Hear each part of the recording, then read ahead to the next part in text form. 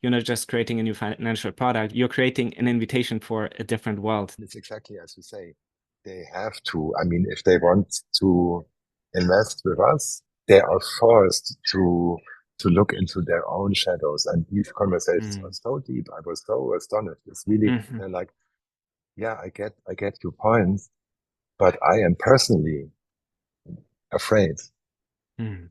or I get the point and I realize that I did wrong the last 20 years.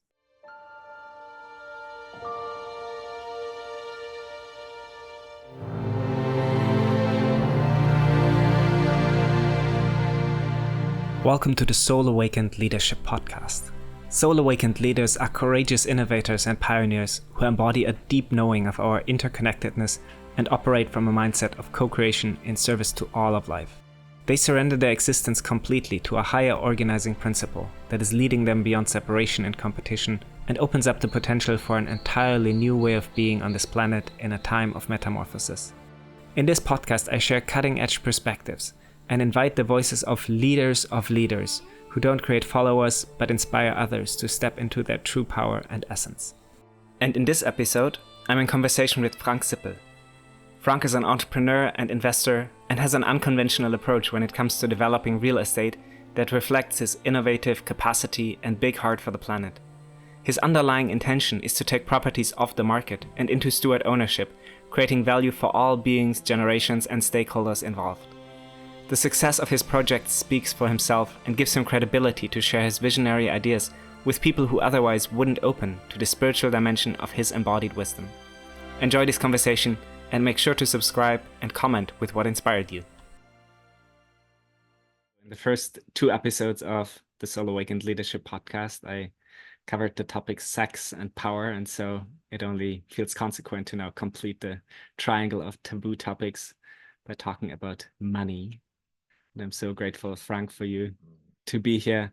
We've met a few times on a more personal context, and we've been celebrating life, rocking the dance floor at festivals, and recently we have met where you are right now in Antigua at a beautiful dinner with some mutual friends, but only afterwards really found the time to connect deeper on a call. And I was really intrigued by your visionary capacity, which you've been cultivating for many decades now, and positively provoking the people around you, especially in the domain of finance and real estate. And I can tell, just from these brief encounters that we've had, that you've lived many lives and seen many worlds. But what, yeah, I'm most of all deeply touched by is your big heart and your generosity of spirit. And I can't imagine how your capacity to see the human behind all the facades and your genuine, almost childlike curiosity has opened many doors for you. And so I'm curious to open this conversation with the question of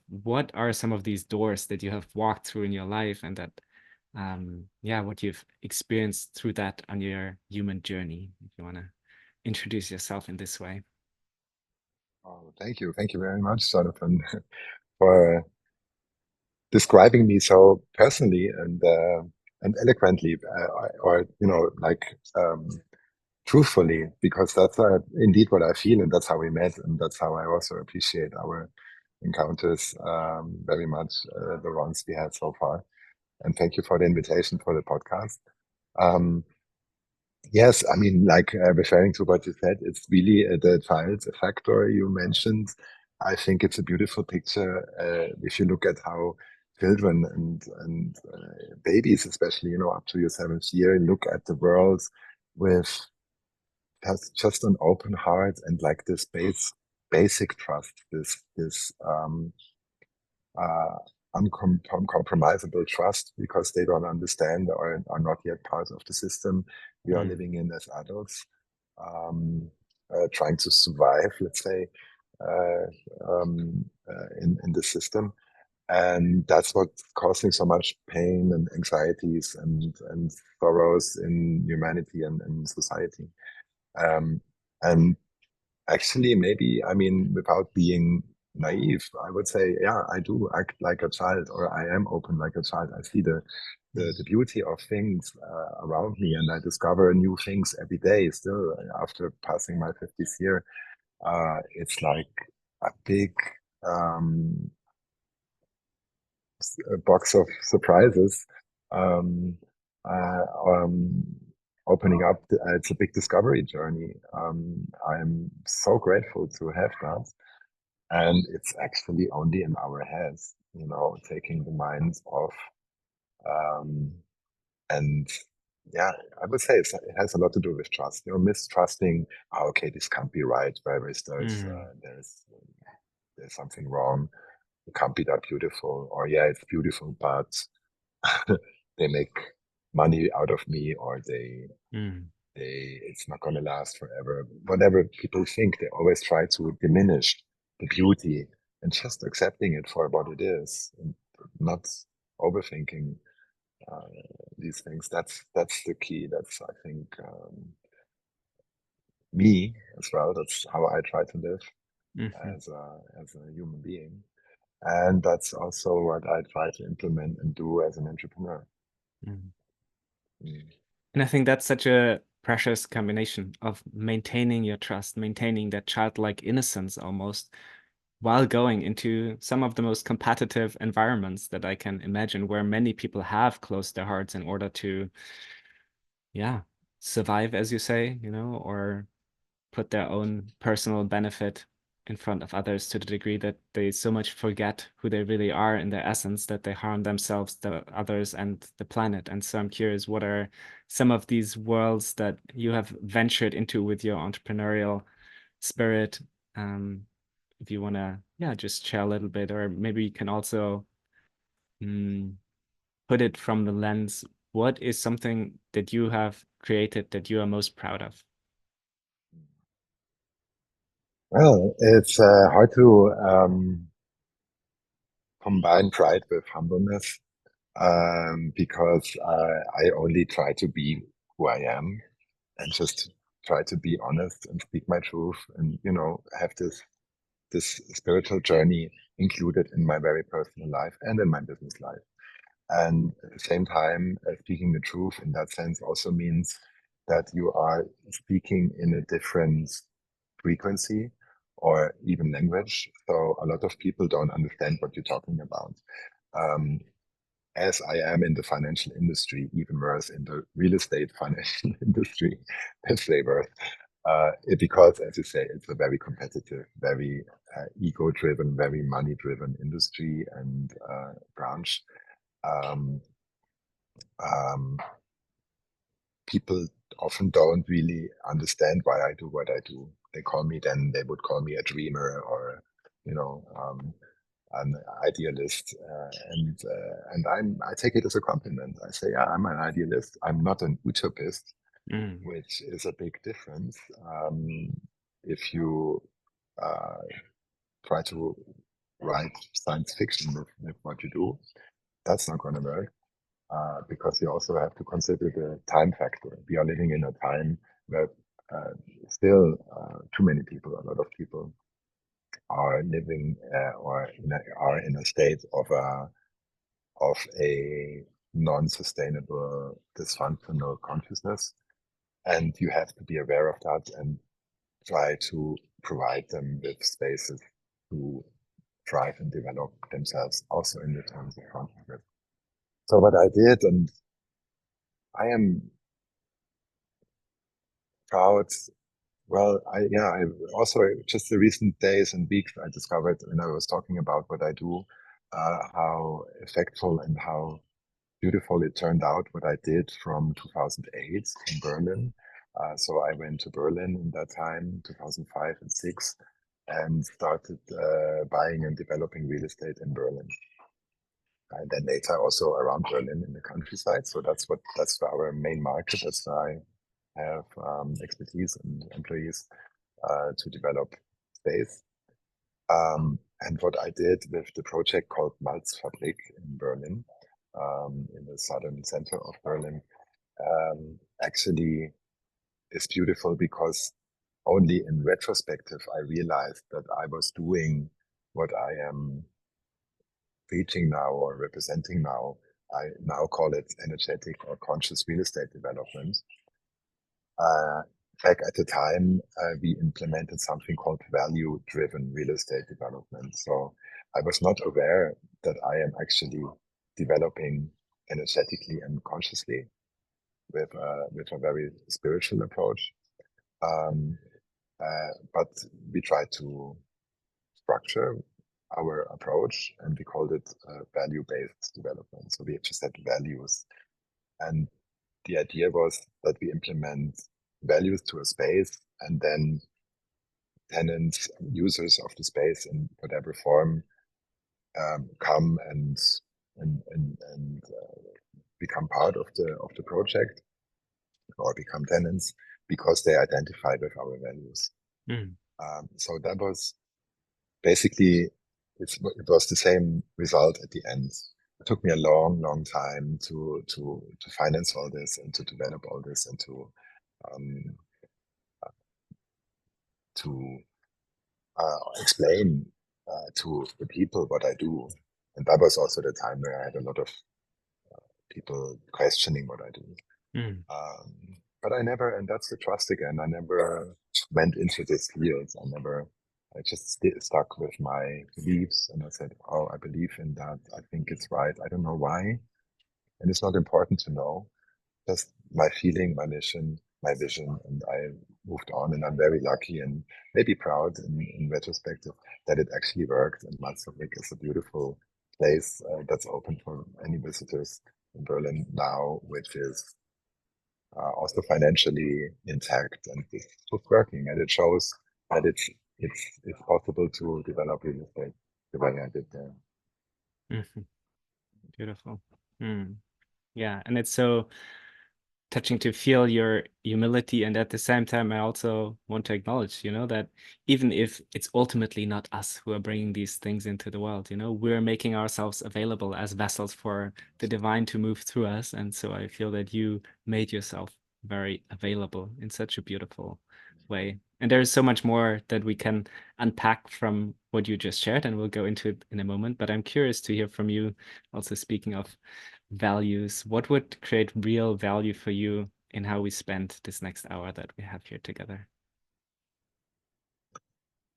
Our real value in the sense of this conversation. Yeah, what would be valuable Yeah. for you?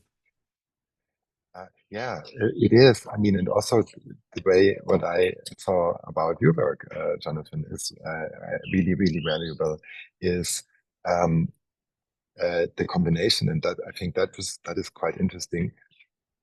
As I understand, as you are looking at the theme of money, or let's say capital, and I would call it maybe conscious capital, and what I do also in the terms of real estate, I would name it conscious real estate. So how can conscious capital finance or be combined with conscious real estate? And I think it's super interesting that the word consciousness in that sense can be implemented in something that's presumably dead or non-organic, something Mm. like money, something like real estate or stones and bricks and walls, buildings. And at the same time, people know that there are things like energetic spaces in the world, where they have a feeling, or maybe let's say if you go to church or to a temple, or just a beautiful garden that has been um, orchestrated or also just been taken care of by stewards and intentional, aware souls. Not to name, not to call them architects. Maybe they're also been architects. Mm. Um, that's something people can feel, and it's really the challenge also to go away from the thinking more into the feeling and go away from the doing more into the being.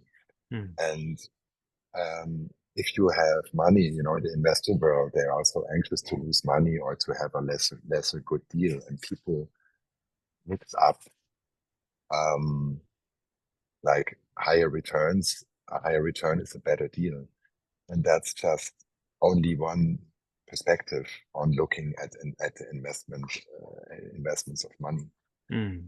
And it's not necessarily it can be the better deal, but there is so many more aspects to look at the question, what is better or what is good? Mm-hmm. And if you take the ego away, it's not only okay, maximizing returns or my money. It is really what is the best for myself. Yes, that's the ego part, and for everything else. Mm. And if you combine these questions, and it's my deepest belief, it's actually a good deal, also in numbers, but it's never the goal. Mm-hmm. It can never be the goal. So forget financial plans, and it gives you so much more peace of mind. And then money and also real estate or assets in general can have a beautiful energy to make a change and an impact in the planetary benefits we are all seeking for, and which are more Mm. and more important. Mm-hmm. So combining, so what I think is interesting and what my latest work I'm, yeah, the latest what I'm working on in the last time um, at the moment is the question: how can we move substantial amounts of money into awareness and consciousness, or in terms of, for example, impactful real estate? Um, and that's a consciousness shift. That's yeah. And the second question, which is a little bit more spiritual and quite um, yeah, transcendent maybe, um, is the question: how can we hold or give birth to spirits within real estate? Um, there are beautiful examples that are thousands of years old, where people just sit and meditate on a space, and later there was a church built exactly on that space, because people feel it, because you put energy into the ground and you can store energy there, and that's super interesting. Mm. Yeah, looking at this new earth regenerative approaches in real estate development. That's Mm. my next step in terms of product, if you want. Mm-hmm. Mm, Amazing. I love that. mm, Yeah, I'm super excited to dive deeper into both these aspects. And if we look at the first thing you mentioned, for me, it is so clear as you're speaking that money can be a powerful vehicle for us to remember who we are. It can bring us together in a way that becomes a testimony of our true essence. And at the same time, it can also lead into a deep forgetting, which can be witnessed all around the world in our global economy. But probably also, we all know people in our fields who have deeply forgotten who they are in the search of accumulating more money and hoarding stuff. And so I feel that that for me is already the distinction that you're making. You know, what's the difference between conscious and unconscious financial development or real estate development? You know, and for me, if it serves our remembering of who we truly are and becomes an expression, and every act of economic transaction becomes a ceremony that amplifies who we are and is a statement of this is what we value. It becomes a vehicle of bringing more consciousness into the world, while as if we're using money to extract, to destroy, to reduce beauty in the world, then it's obviously something that brings more unconsciousness, brings more forgetting into this realm. And I think yes. it's so beautiful how you're grounding it in a world where for many people it is something that they're not even aware of in this depth. And I remember in our conversation, I was touched by this story that you told of going to this investor meeting, and already you coming with your e-bike was a bit of a provocation, parking it next to all the Lamborghinis and Porsches. And at the same time, people then opening up to you and say like, wait a minute, something is different about you. We went to the same school, we're, you know, working in the same industry, and yet something seems different about you. You seem to be so happy. Why is that? So I was curious to unpack that a little more. What is it that you shared with these people, with your colleagues? Why are you so happy? Oh with pleasure. And it's really like it's two aspects actually that are uh, uh, you should look at in that sense. Um, the first aspect is pretty easy. It's like the number game the capitalistic system is playing. So who has the biggest account or who has the highest building? And I mean, Malzfabrik is a quite a big asset or a big project. It's a whole city quarter um, um, with a high value. Meantime, so I can in that sense, I can play along in the pure number game. Or also, as you said, I get invited to quite substantial players of the market. Um, and so that's the one thing that people perceive you as, okay, he knows how to move millions. Um, and then that's the first part. That's an easy part to get respected in this world. And then the question is, okay, he does all that, but he's a minimalist. He's not profit focused.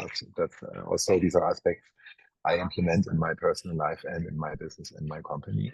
That we are only in a steward ownership, and we don't know possession. We only um, are responsible for ownership in the legal system, in the legal old system, but we don't know possession. So as soon as I buy something, and that's the other thing, to have this awareness, dealing between money and power.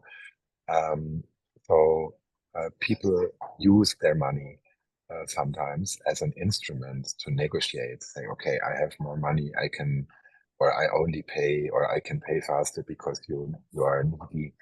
Um, I, I can put pressure, or I don't pay if you don't sign another extra contract, and stuff like that. They use money to put pressure or to negotiate in their own benefit, just to make even more money on the terms.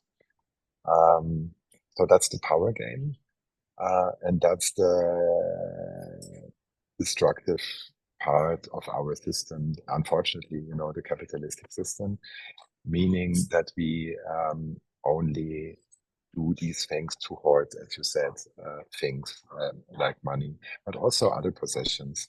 Um, it's just behind that. I'm also a passionate philosopher, looking at the question how much we we want.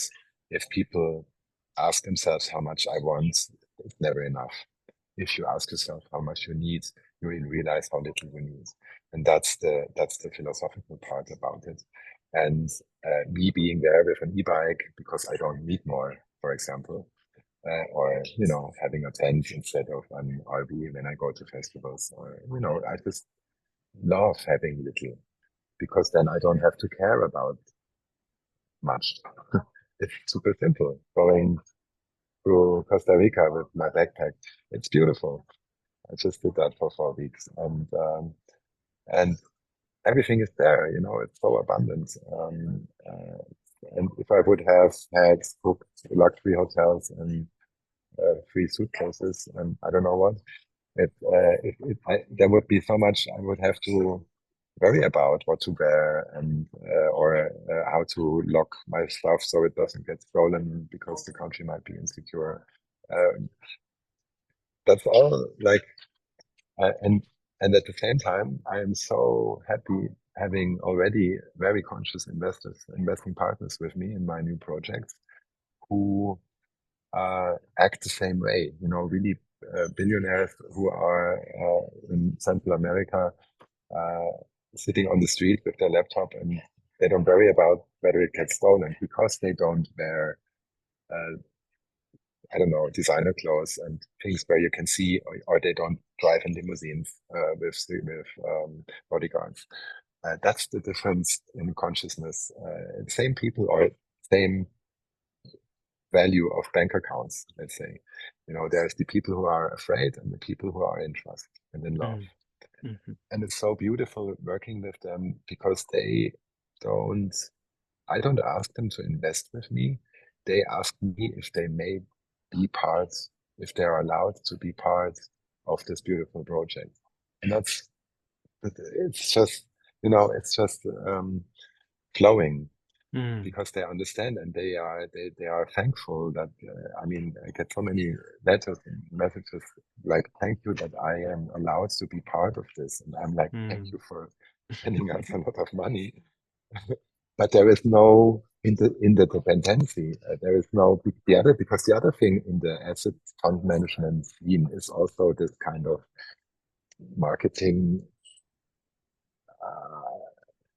um, underlined investor pleasing, investor relations. There are super VIPs who have to make sure they invest more or they're happy, and we have to make sure we make a lot of return or outperform. They call it outperformance. mm, To me, outperformance is when we have, I don't know, a great biodiversity and saved some plants who are endangered because we planted them on our roofs. That's mm, outperformance, and that's the investors. That's they call it emotional return, mm, and that's also the happiness factor. And it's so beautiful to witness all that. And that's what's simply making me happy. And I think everybody, at least until they were, as long as they were a child. So if you have a um, narrow-minded system uh, prisoner, banker, asset manager, who looks at me, he is, yeah, on the one hand, he says, okay, he perceives what I do partly less serious because I'm not that serious in terms of um, looking sad or, you know. Uh, and on the other hand, he's jealous because I'm happy. And then we talk openly, mm, yeah, mhm, that's why is he unhappy and it's just his mind and his ego. Mm, mm, mhm. yeah. Beautiful. Mm, It's very touching to hear. And as you're speaking, I noticed this pattern that many people that I perceive as these soul awakened leaders have a deep understanding that what we're doing is actually secondary and how we're doing it is so much more important. And I can sense that you found a way to get access to a certain group of people and maybe much more impactful than what you're doing in terms of business is what's happening underneath the surface and what's happening in these conversations where by you just being you and by being authentic in the way that you are, something is rippling out and is touching those people's hearts. And maybe it hasn't been touched in them for a long time, but through that, something opens and new possibilities emerge. And I see that you're acting as this multiplier of not preaching, not telling anyone what to do, but you're becoming a magnet for something that is ripe to come into this world again and that has always been there, but very much hidden in a way. And I feel that you're so beautifully expressing this quality that opens up people's hearts and that reminds them of, as you say, the childlike innocence that we all still have within us and that many of us had to bury under a deep layer of professionalism and performance pressure and all these things that somehow have become the measuring stick of our society and economy. mm. Yeah, exactly. That's the aspect. It has to do with how we do, and that's what I mean with awareness. Mm, Also, like I learned so much from indigenous cultures. Even asking permission to enter a land, mm, mhm, a new land, and but also being aware and knowing that these new lands are not lands that belong that are owned by anybody. They're not foreign lands. We don't own it; we belong to it. But to ask permission towards the stewards of that land and towards the land, because the land also has a consciousness. That's what I meant with the consciousness mhm, part. mhm, And we forgot that. And beautiful things are happening if you do that. mhm. Much more beautiful. You can see much more. It's a complete new world opening up that Yeah. is so sad because this world is being shut off to all those who are afraid and who don't want to undergo this matter of respect as well, and yeah, consciousness that I am entering a life space, and it's not my asset or something. You know, the question, okay, I have this asset, and I can, how can I make money out of that? That's yeah. Mm. Yeah. And it's so beautiful to see how you're bridging these worlds, and you found a vehicle in working with finances, with investment, with capital, with real estate, that a lot of people understand. You know, even if they've never heard of spirituality, that's something where you have credibility and where they listen to you because of that. But then in the way that you're inviting them to the conversation and to the table, you're also transmitting, and we'll do something differently here this time. And I think that's very powerful, to build these bridges to people who would normally never be in contact with spirituality or even their emotions on a deeper level. But as soon as they come in contact with you, there's such a gentleness in which you're offering it that it's basically impossible to say no at some point. It's an invitation, I would say. You know, I don't call that like pitching for money. It's an invitation to invest. And yes, you know, we are very recent, like I developed a new product recently. I'm happy to share that. It's big news. It's called the Real Future Impact Loan. And it's the first time that we are offering a finance structure which is between a profit and non-profit as a loan. That means that investors cannot vote, and the land or the properties we buy can never be sold. That's the goal. So we take it out of the speculation, the value, added value, which is very exceeding, partly often. We take that out, but at the same time, we give all the money into the project. You invest to us, and it comes 100% to the project, and we give all the money back to the investor up to a certain point, and then it's capped. So you cannot, you cannot earn more than 8% per year, which is a decent return. But often the returns are much higher. And if these higher returns occur, they don't stay with us. They stay in the project, and they empower the project. And the goal is that the project at the end owns itself. That's the structure. And I was very astonished that it does not exist. I talked to so many banks now and foundations or family offices, and they didn't know that. You know, they said, no, I have my fund, maximizing profit, and then I have a non-profit fund. I do donations to write off taxes. And in between, they tax all their income super inefficiently and potentially harm our planet with collateral damage, as I call it, by extracting returns, you know, and exploiting labor and nature and so on. What we do for centuries now, which is very sad and harmful, and which has to end. And that's why I do that. And yeah, I am inviting people. We want to raise 30 million in the next 2 quarters, and for all these beautiful projects, and it can be much more. So in that sense, I also personally had to learn how to invite money, that I don't reject money myself. I don't need a lot. So if I have more than I need, I give it away. But my business really needs money. I can use money for the good. So I had to learn that as well.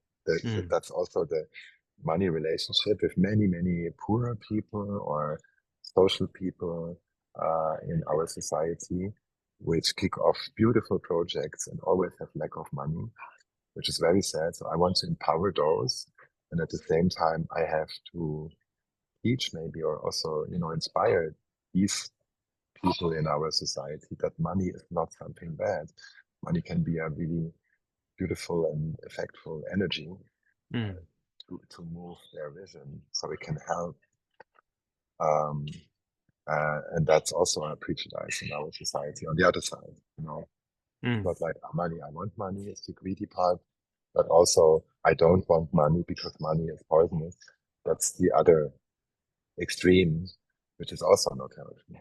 Yeah. mm, Beautiful. mm, I so agree that we both need people who awaken on an individual level, and these soul awakened leaders who step up into their true essence and their true power.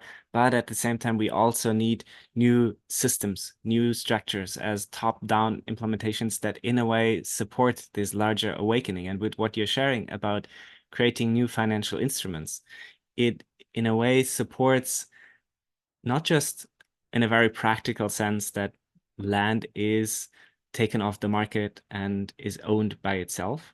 I think that is very important. But on the other hand, it is a deeper invitation in my sense that if you invite people into this new project, they have to challenge their own thinking. They have to challenge their own beliefs around how does money work? How does this economy work? And actually see how the economy in which it is set up shapes our thinking, our way of being. And by changing the systems, changing the structures that we live in, we also bring in a new consciousness. So on a more energetic level, I think you're not just creating a new financial product, you're creating an invitation for a different world to live into. And that is more the spiritual, the emotional level that is affected by the people who open themselves up to join the invitation that you're sharing with the world. it's currently, being in this fundraising process or just starting now, I have amazing, fascinating conversations with investors. Mm-hmm. Uh, and it's exactly as you say, they have to, I mean, if they want to invest with us and if we want to offer the investments and stay true to what we offer, like really systemically new, they have to, they are forced. And usually investors are not forced, they're only pleased. Mm-hmm.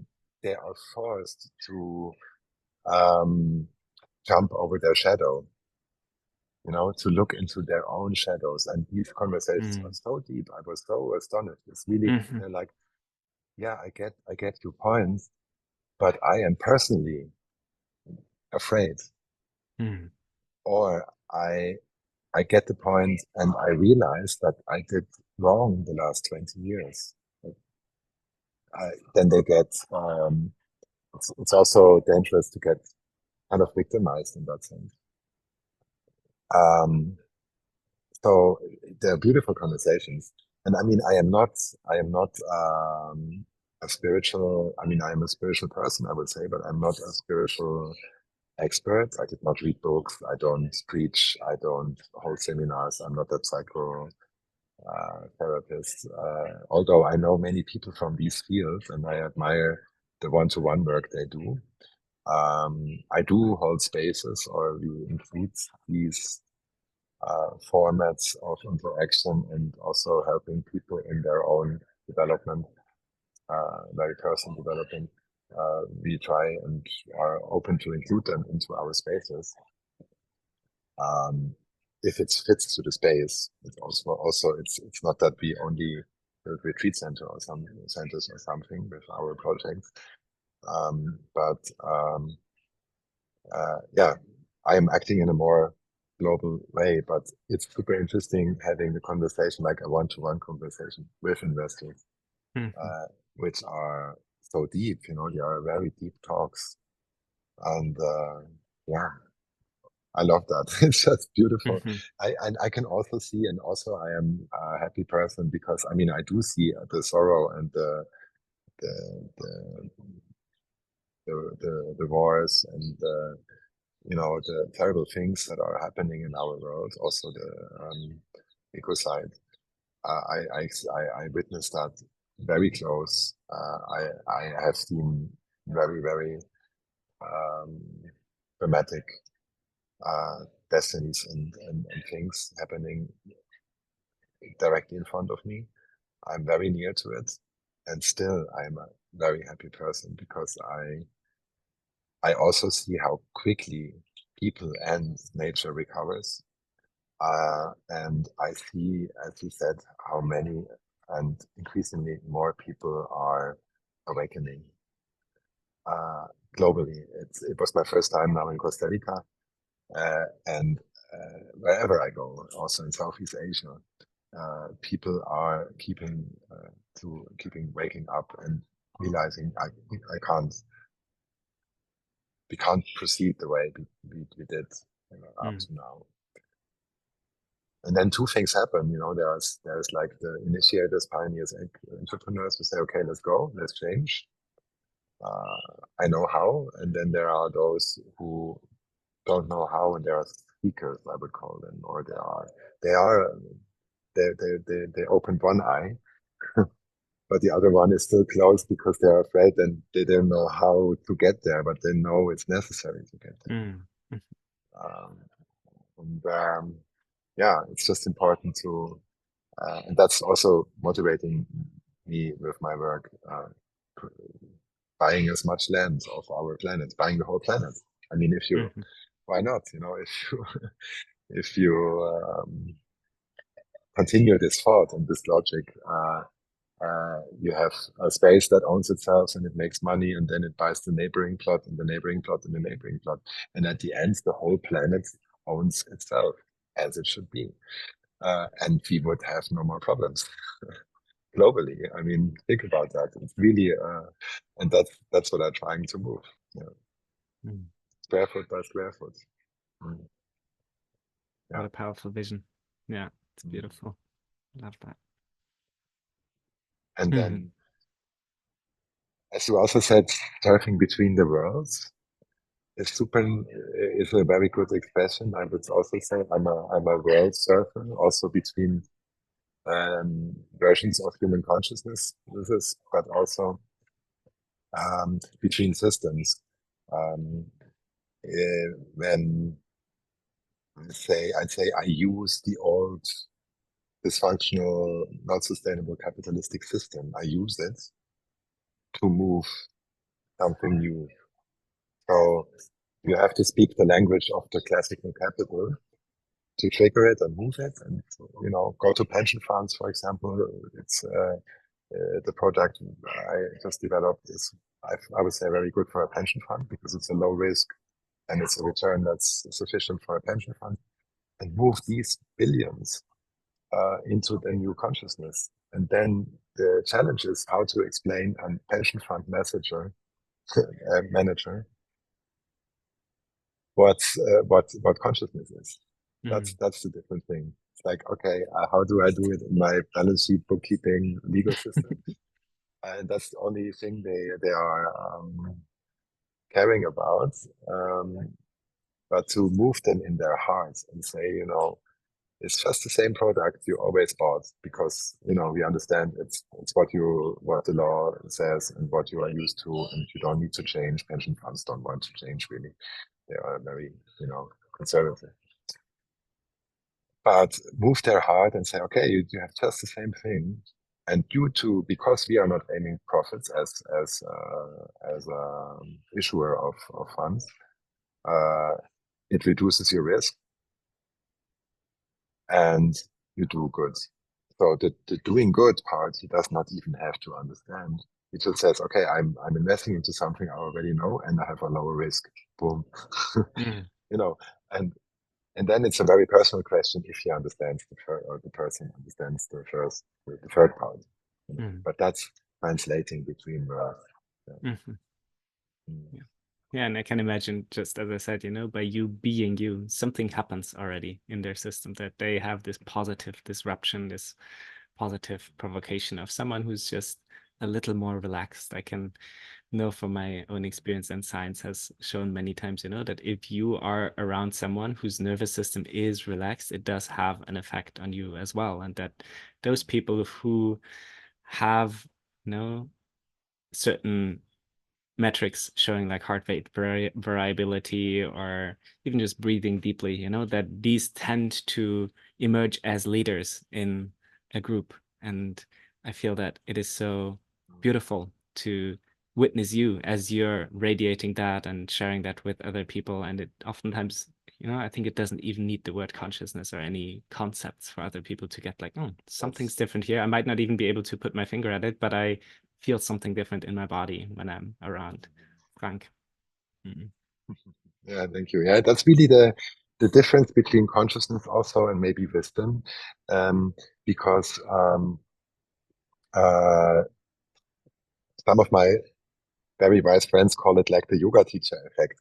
If you have this form of yoga, form of meditation, whatever, and you think you found a formula to raise your own consciousness or consciousness around you, and then you start preaching, and that's this dogmatic failure we often are in, also in religion, anyways. If you look at history, and it's exactly the point. I would never preach. You just do what you do, and that's inspiring enough, even without words. As you say, you radiate.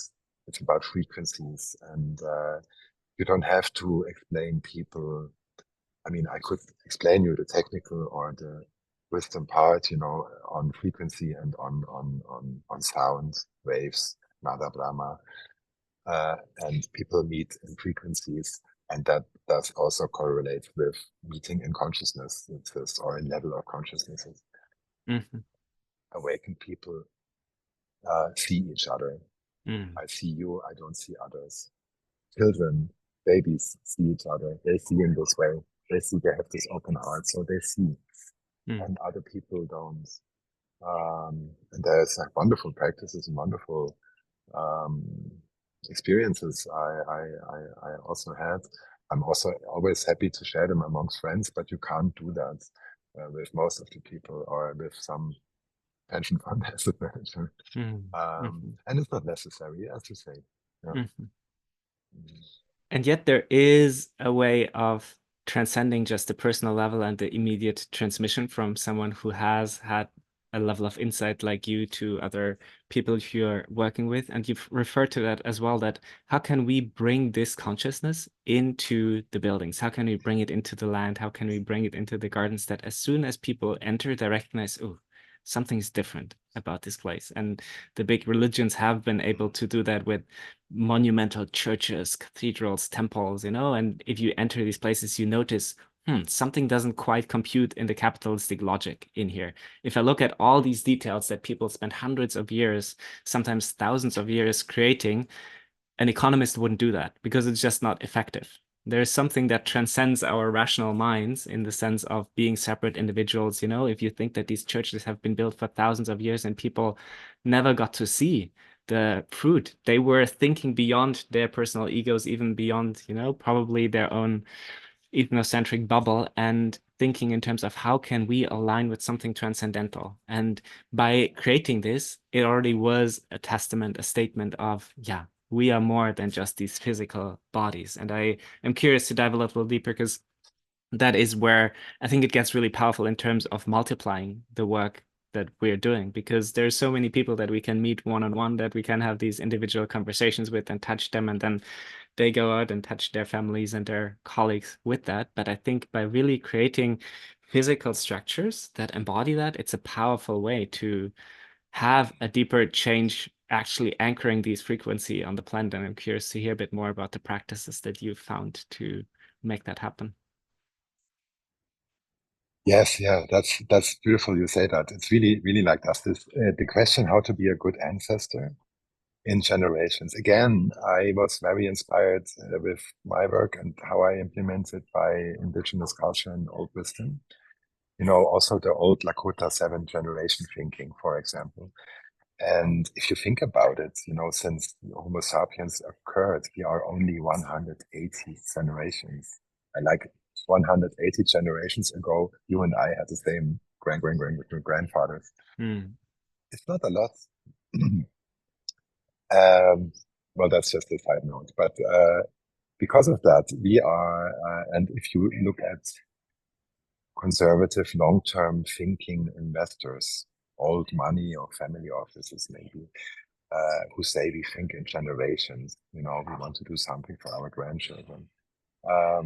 I try to take up that and push the limit again, because I say we make our real estate projects, we think in centuries. That's what I mean it. I buy whatever we do, we think in centuries.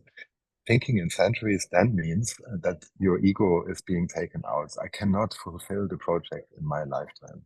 And that's really the beauty also, if you look at old cathedral constructions and the old engineers of temples that have been built, because they had this amazing plan, and following this plan and the vision is so much higher than the self, oneself. So it does not matter if you are still alive as an ego person when there is the opening ceremony of the finished construction. If you look at the dome in Cologne, it's nice because that's what I learned last year. The people in Cologne would all say the construction is not finished. It's never finished. It just never stopped being constructed. And funnily, and also without knowing, just intuitively, my Malzfabrik project is not finished. It's always going on. The Holzmark project, I just read a paper of them. I'm also part a little bit of this project. They also write it's never finished, you know, and it's so true. It's just it's just alive because it's living. It always develops, however old you are as a human being. It's a lifelong learning that we always learn, and we are never finished. So this is also interesting when I talk to banks and other, like, what's the time plan? When are you finished? And I say, I'm never finished. So it's a difficult conversation sometimes. Yeah, so that's the time factor. The time factor is super important, and there is no such thing as time. There is really only the product and the energy. And the question, and that's the other thing you mentioned, it also happened with Malzfabrik intuitively. It's a space in the middle of Berlin, and if you visit Malzfabrik, and also I set it up similar to Holzmark, it's an open space, it's private property, but everybody is welcome. There's an open gate, so you can go there. You don't have to be tenant or pay anything, and enjoy the place. And as you enter Malzfabrik, you will realize, wait a minute, something feels different. It feels like I'm not in Berlin anymore. And that's not only because of the people who are living the Malzfabrik life and representing, it's really the energy of the space. It's the curation, the curating of all the elements. There's so much love and intention over years that radiate, and that's my belief. And I think we can see that also here in Antigua, where I'm at the moment, and in other spaces where people use and reuse. And Berlin is also a nice example, often in shorter terms, reuse plastic chairs, for example, but they make something out of nothing. And that's the vibrancy of a city like Berlin. I love a lot. And but also the deeper vibrancy of cities in areas like Guatemala, where also, super old doors are being repaired, and repairing maybe lasts 2 years, but the door is 200 years old. So it's not that it's being repaired forever. It's, as I said, it's never finished. And if you feel that, then real estate or objects can become alive. Yeah, and I appreciate the perspective of expanding our awareness into the future generations. And at the same time, I think part of that is also expanding our awareness into the past, into the history, and especially with something so intangible as money. And that is one of the things that I'm currently working on. And we had a brief conversation of that, to acknowledge that also money isn't just money. Money isn't just neutral, but it carries a certain frequency. And based on where it has come from, it carries that frequency onward. And if we are not aware of that, if we're not conscious of the oftentimes very destructive, extractive sources that our money comes from, we in a way carry that shadow of the money with us. And it's so, I believe it needs this form of clearing money from the energetic imprint that it carries from the past, at least in the form of acknowledging, hey, this money has created a lot of suffering, and to either ritualistically or in some form bring into consciousness that we acknowledge the source and that we're making a new choice in order to invest it into something that can create a new frequency on this planet and anchor it in this way. And I was positively surprised that with more and more people that I speak about this, they're like, oh yeah, we need this, you know. And again, I thought it's an idea that I had, you know, that is 10 years ahead of its time. But also in the conversation with you, you were recognizing that and seeing that as part of your work as well. So I think there's a lot of awareness rising to how we work with frequency, how we work with energy, and to bring it from the woo spiritual more into actually grounding it and saying like, cool, how do we use money in a more conscious way, being aware of the past, being aware of the future, of how we use it. Oh yeah, absolutely agree. I would even say money has the potential of holding trauma. Like there is energy you can literally feel in the money, and it does not mean, but people need to understand it's not the banknote that has a code, something encoded. It's the intergenerational contract between the owners or so-called owners of that money. Mm. And the energy that was created making that money. It's super interesting because I do see people and large funds or families, especially in the heritage field, where people inherit money, and um, I don't know how to translate that from German, but Erbe is ein Bürde, eine Bürde. Sometimes it can be like inheriting. Also can mean that you inherit a lot of weight. Even if you inherit a big bank account, it can be super heavy. And the energy of that money, the way that money was earned, adds to that weight or lightens that weight. And you can enlighten also that money with. I'm convinced that there are certain tools and rituals or ways to invest. Yeah, that's super interesting, and we do that on the real estate side as well. One of our projects I started, for example, was an old military base of the NVA, the Eastern German Army, which energetically is not really a space you want to identify with. And there were these amazing artists, a group of artists from the Gängeviertel in Hamburger left-wing street artist gang. We call ourselves the Sonnenuntergang. It's really a gang, and they occupied this land. It's a beautiful land. It's the most beautiful space I know in nature in Germany, where these 50 real estate, 50 military-based buildings, halls, and bunkers are in the middle of the nature. Trees are growing out of them, and they made beautiful living spaces and ateliers and workspaces there, quite illegally. But the owners were okay with it. And then I managed to buy the land, and now we start a project. It's going to be an eco art village in the very north of Germany at the East Sea. And it's so beautiful how they acknowledge the story of the space being a military space. There was the officer's house and whatever, tank mechanic hall, but they renamed them, and it's being re-energized with so much love and art. Art can do a lot there. That it's okay energetically. You can shift energy. Yeah.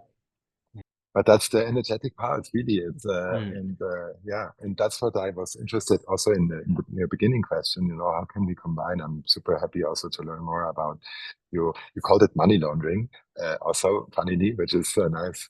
It fits, like energetic laundering, which I remember, and it's so important.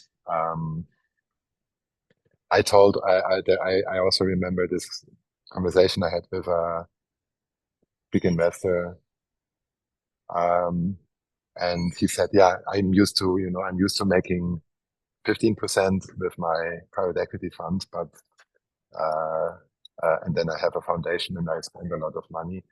And then I asked him, "Did you ever think how much you cause damage by aiming for 15%? Mm. It might not cause any damage. That's fine, but your aim is not to cause damage. Your aim is to make 15%. So very likely in many incidences, your investments do cause damage because you are asking for 15%." Mm. And he was quite shocked. He never had that question. And let's suppose, and he didn't know. That was his answer. "I don't know. I have to look into it. I want to know if I harmed with my money or with making more money." Even absurdly, there is also great organizations like Money Watch and others I'm looking into. Uh, uh, there are like nonprofit foundations, serving the environment, for example. And the foundations they have a money pot. They are not Verbraucherstiftung. They have a fortune to invest, and out of the profit, they do their nonprofit work. And the fortune goes into, they invest into Shell shares, and with their foundation, they are financing an initiative against Shell harming the environment. I mean, Mm. and they did not know. Mm-hmm. That's the tragic part. Mm. They're like, "Oh, we did not know." It's Mm. it's just that we needed 10% or whatever percentage to fund our projects, but they did not ask themselves, "How do I make that return?" Mm. And that's where you put, even subconsciously, I would say, there's a danger that you put trauma and bad energy into that money. Mm. Yeah. Mm-hmm. Yeah. So also, I can always only say it's very important which bank you choose with whatever, even if you don't have a lot of money in your account. Banks use your money, and it's so important to choose your bank wisely. It's pretty simple. There are ethical banks, environmental banks, in Germany at least, but globally also. Mm. Very important to choose a bank that is social and ethical. Mm. Um, Sometimes it's more inconvenient, and also we as humans have to adapt to that, or I would say accept. That's the only preaching I would do. Some things are inconvenient, but the reward you get in your peace of mind, avoiding buying plastic bottles and carrying your reusable bottle, for example. Sometimes more efforts to find fresh water to fill, but the reward is so much higher. Mm. Uh, Having avoided to have to use a one-way product. So Mm-hmm. that's what's making me happy, Mm. and it's Mm-hmm. the same thing with investing money, with yeah, it's sometimes you have to accept not to have a high return guarantee or whatever it is. But if you see what you do, what your money does by investing in a more ethical way, Mm. it's worth so much more. Mm-hmm. Yeah. Yeah, and I can see how it relates to your previously mentioned recipe for happiness, the simplicity. Really focusing on what is essential and what brings me fulfillment rather than what are the status symbols that happiness used to be attached or that happiness is advertised in the commercials to bring you happiness, and really coming back to our own sense of self and what it is that we truly need and not just what we want. True, yeah. It's also super interesting if you look at the happiness science, and people perceive like, "Oh, okay, I want to have this Rolex watch, and then I save money for 2 years, and finally I have the money, and then I go Mhm. to the shop, and then I have the watch, Mhm. and then I am happy for, in average, 2 weeks. Mhm. After 2 years suffering, and the people mix up, they don't realize that it's not happiness. It's just the end of suffering for 2 years, not having the watch. You know, it's really it's Yeah. Mhm. yeah. Mhm. And that lasts 2 weeks. So I can see how your own personal philosophy avoids creating new trauma. But I'm curious to hear if there's anything that you have found to actually release the trauma that is stored in money. Um, I think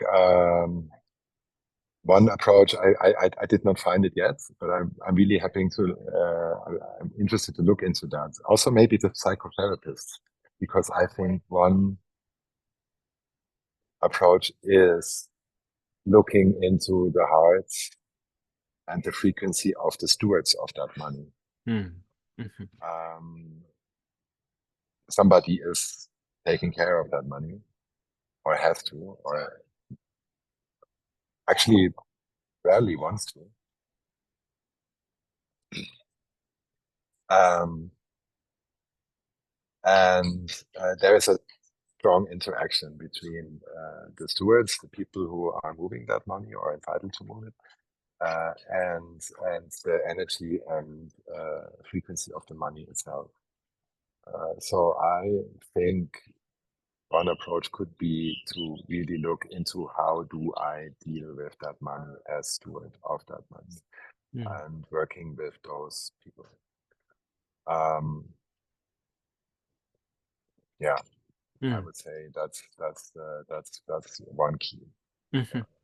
That's super interesting because in a way it puts these stewards in the role of a representative for a larger trauma that is held in the money, and it obviously then would show up in their bodies as well. And so you could use the approach of recognizing that whatever caused the trauma is still living in the body. And so the way to release it would be to bring it into motion again, where the frozen aspects are, to actually activate them again, to feel them again, to bring awareness into that will already shift something in the system. And I think then the last step of that healing would be to allow that money, which in a way you could see as stuck energy if it's just being hoarded on their bank accounts, can then flow again, that which used to be stuck energy and contraction in the body, also systemically, then can flow again in the system and can be used again for purposes that are more aligned with who we really are and be an expression of our divine nature and be used for regenerative projects, for beautiful things in the world, so that it doesn't, stay stuck. And we also were thinking of what are the global geographical acupuncture points where we need to offer our formats in order to put these needles there so that money can also start flowing again in the system. Mm, I like that approach. Yeah, I think that's a very, very good aspect, Jonathan. The flowing aspect. I Mm, mean, what like old money not does is flowing. It sits on an account, and also what happens also in the human psychology is like people who are not stewards or owners, like the family of the family office, they have managers, and they have managers, and they have banks, and also have managers in their own fund of the bank, and like on 5 layers, tenfold. It's crazy, and they all make a lot of money. These are the managers. Managers are actually causing a lot. They are nice people, or they want the best for their clients. They want the shareholder value, and they want the value of their clients or the worth to grow, because they depend on that grow often.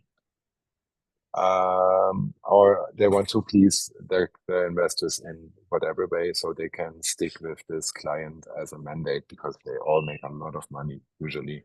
mm, Uh, it's crazy what they earn. And so these structural dependencies are a big problem.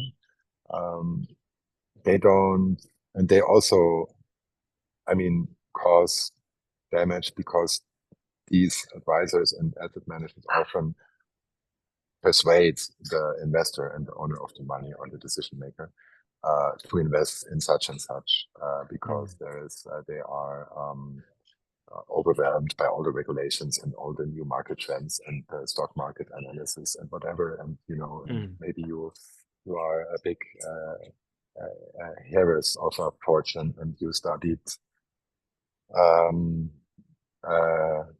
psychology or medicine and you don't know anything about economy, and then you are dependent on that, and you and that's a danger. So they sit with it. The old money, what I was going to say, often sits, and it's good to even to let it flow does not mean that you have to spend it immediately somewhere. It can also mean just to change the bank. As I said, maybe you are choosing a more ethical bank, and then or half of the fortune you put in that bank.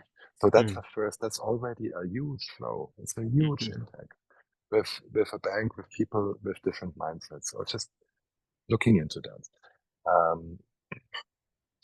It does not mean that you have to give away the money or donate it.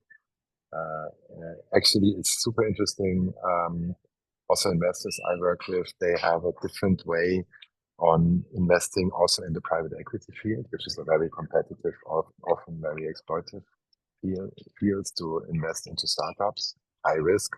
So you want to cover your ass as an investor, and you get a lot of shares, and usually the funders of very idealistic and visionary funders of great products are being squeezed out after a while, or they need to exit with 10x all value because the risk is so high and they are under a lot of pressure.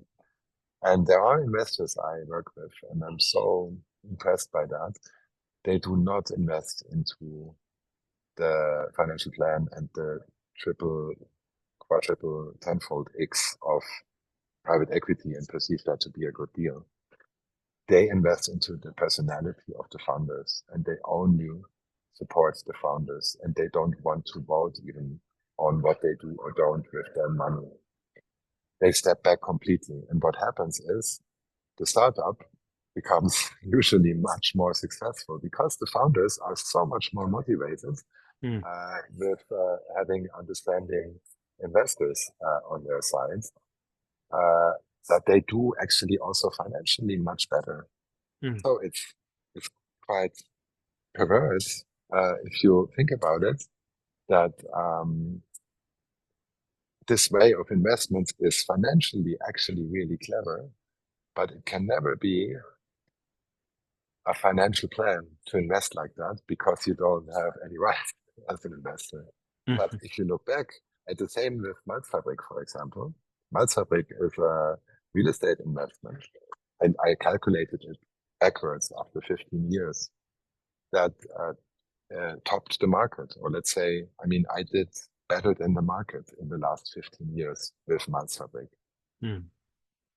But I never had the goal to do better, and I spent a lot into common goods still in the Malzfabrik project. So we like millions into culture and sustainability and the city farm and the biodiversity. And still, I had expenses nobody would take, and the project is more successful financially than the market in average. So it's not stupid, even in the old, but it can never be a goal, and that's the paradigm. That's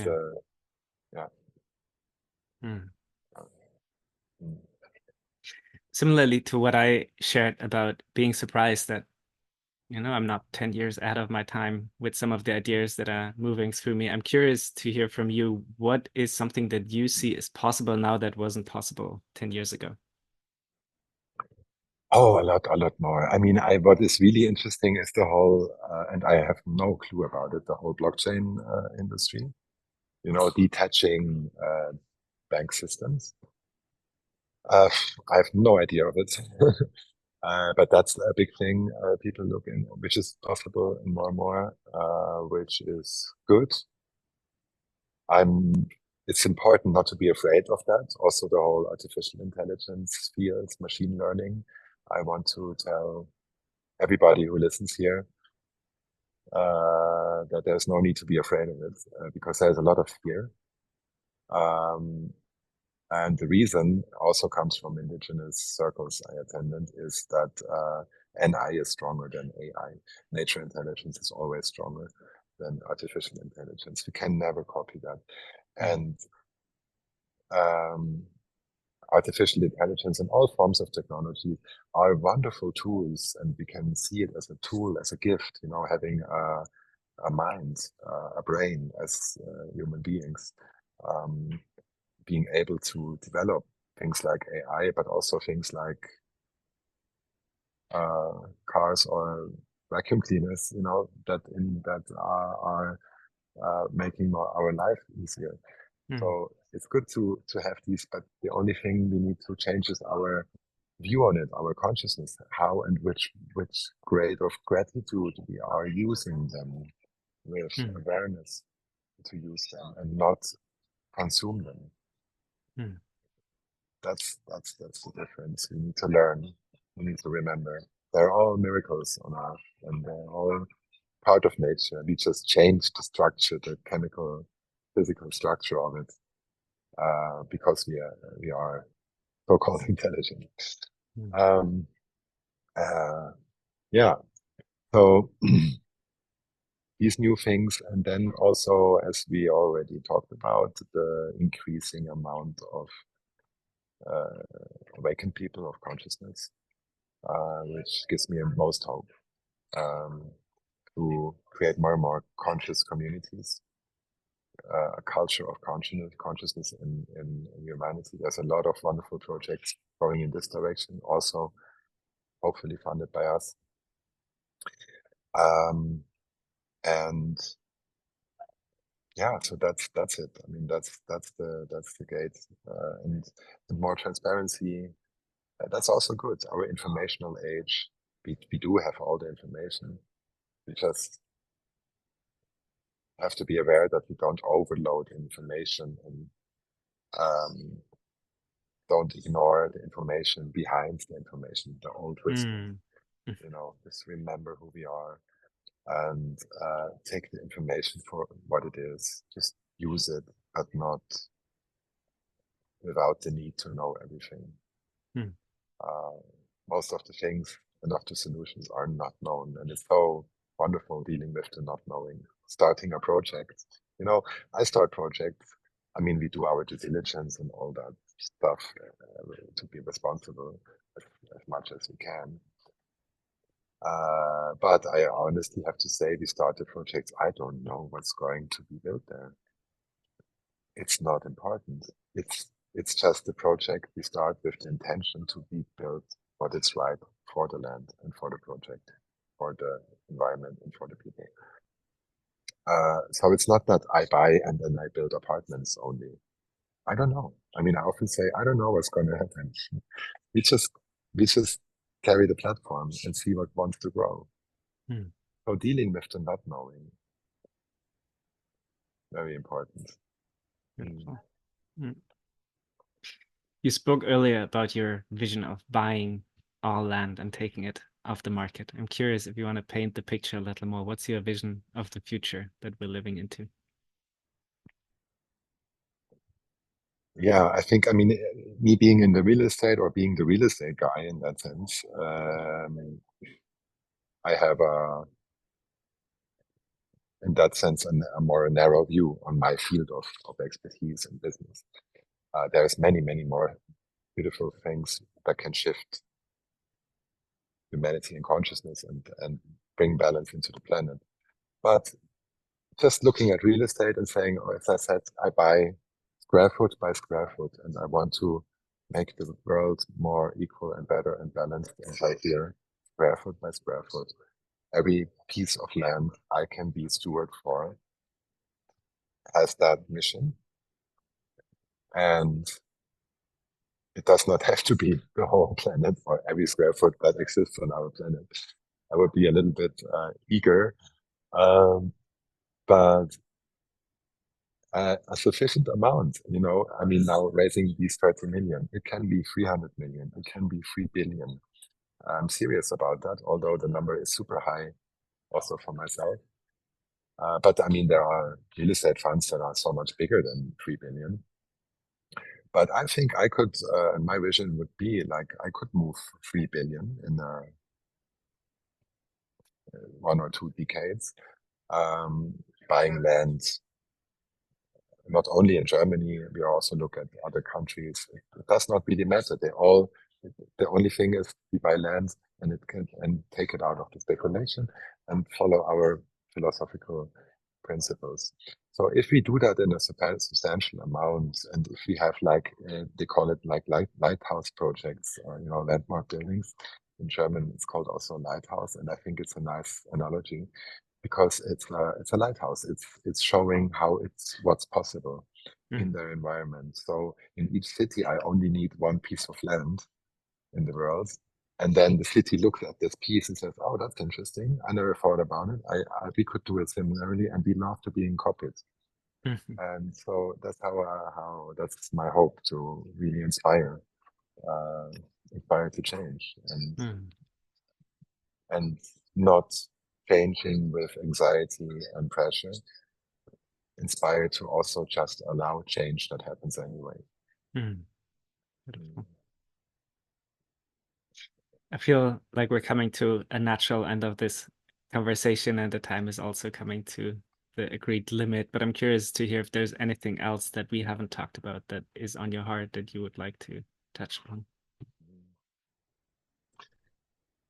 Hard to remember. After such nice conversations, we talked about pretty much a lot. It was a wonderful conversation. Yeah, just maybe I repeat myself saying it's a global phenomenon. Wherever I go, and I want to give hope also, people move the same things. It's really the basic instincts of fear and love, and making a living, or keeping the life quality for whatever it is perceived, rather than feeling life as such and not seeking for life quality. It's trusting, all these basic things, and it's so beautiful because we are all one and all the same in that sense, and everybody is moved by wherever I go. If you go open-hearted, so people, there's no reason to be afraid. That's I think it's a very important message maybe to close with. Beautiful. I have nothing to add to that other than asking you, how can people find you? What's the best way to get in touch if they want to learn more, or if they want to invest in your fund? Yeah. Oh, yeah. Thank you. Yeah. The company is called Real Future. And it's based in Switzerland and Zurich, so they can find me there. Real Future Germany, realfuture.de. Maybe you can link that as well. For sure. We'll put everything in the show notes. Yes, we have a newsletter building up now. The webpage is also quite old, but all the projects we are putting them together. Like we have now new projects. But you can find me there and write me, and yeah, with pleasure. Frank, thank you so much. I'm deeply touched by your beautiful heart, your generosity, and your vision for humanity and what you're contributing to that. I can really feel, how it is so manifest and tangible in the way that you're developing real estate, but in the way how you're doing it, you're touching so many people hearts on the way. It's really very fascinating to see and so needed in this world. So thank you so much for the work that you're doing, and thank you for your time. Oh, thank you. Thank you for the invitation. It was great talking to you. Thank you for tuning in to the Soul Awakened Leadership Podcast. You will find all the links and information on today's guest in the show notes. If you enjoyed this episode, please share it with a friend who might benefit from the insights. Make sure to subscribe and leave a comment or review on Spotify or any of the platforms. If you would like to find out more about my work or connect, you can visit jonathanklod.com, that is JONATHANKLODT.com, or find me at Jonathan Klod on Instagram or Facebook.